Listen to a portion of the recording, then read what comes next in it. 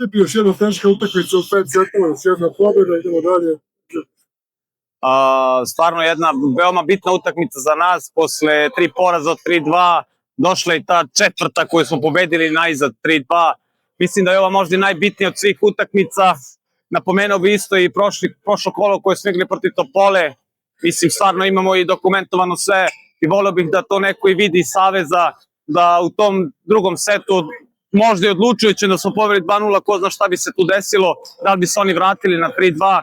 Bilo je sigurno jedno par grešaka direktnih koje su naš koštale tog drugog seta i poraza te utakmice.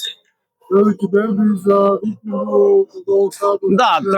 Da, tradicionalno veliki derbi Vojvodine i Crvene zvezde. Oni mislim da nemaju ni jedan poraz i u dobroj su formi.